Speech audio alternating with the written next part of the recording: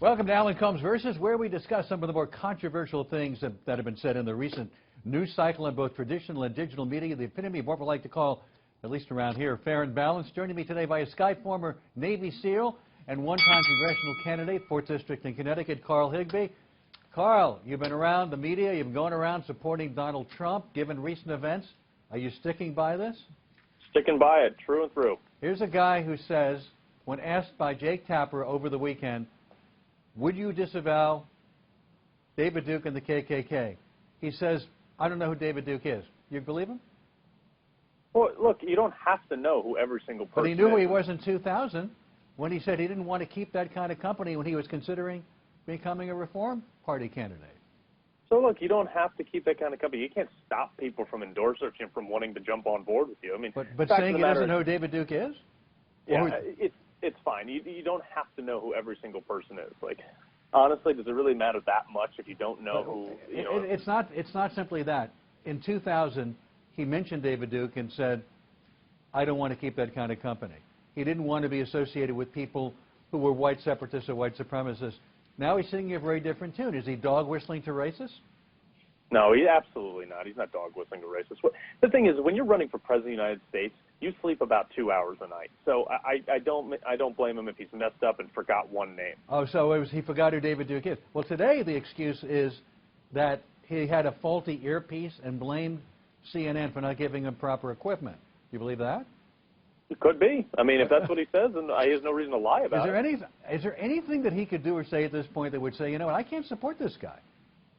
Probably not. I mean, I've seen his success rate in the private sector, and that's what I'm voting for, is somebody who has that success rate. I don't want somebody who's been on stage and been in elected positions their whole life that hasn't done anything. I want people who have done, Alan. Come on. Are you not at all troubled by his support by white supremacists and white separatists, by his unwilling to confront that directly, by his flip-flopping? You're a veteran. You're a Navy SEAL. He flip-flopped on the Iraq War. Now he's going after George W. Bush for the Iraq War, putting down the entire Bush family, and he was claiming he was against the war, which was never proven. He's flip-flopped on that, flip-flopped on Libya. As a veteran, does that bother you? Alan, when did he flip-flop? He said, I guess so, on the Howard Stern show. Here's a guy who also, he was in business his whole life. His job was to pander to whoever he needed to get the job done. So pandering is okay. You're supporting pandering. You're pro-pander.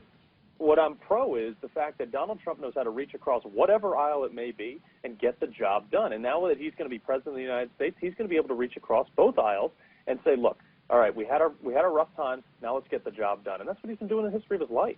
Well, you say you questioned about his flip-flopping on Iraq. He said, I've said 25 times before the Iraq War started that I was totally against it. That's not been proven. We can't find the transcript. Lied about people on rooftops in New Jersey on 9/11. That turned out not to be true.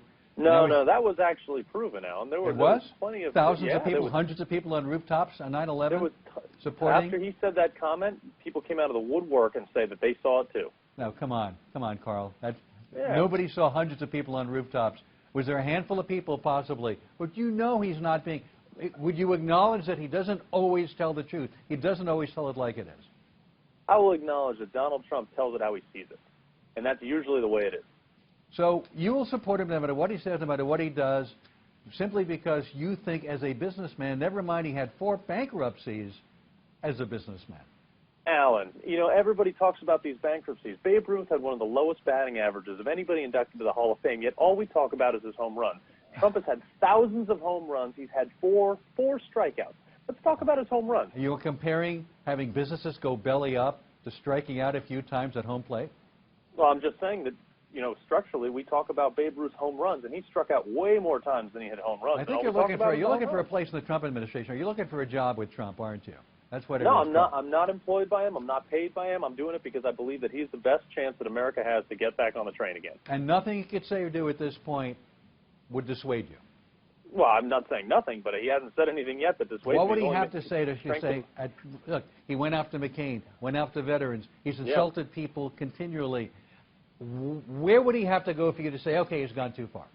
I don't know. I mean, I'm not even going to cross that bridge. I mean, if he came out and said some really outlandish stuff, I'm sure he would start to lose support. But the fact of the matter is, I don't think he will do that, and that's why I stand behind him. Saying he wants to punch protesters in the face, not outlandish enough for you? I mean, to be honest, like, I've wanted to punch some protesters in the face, but All right, Carl. Thanks for talking to us. Be sure to follow so much, Carl on Twitter at Carl Higbie and check out his website, carlhigbie.com. I'm Alan Colmes. Thanks for watching. Thank you.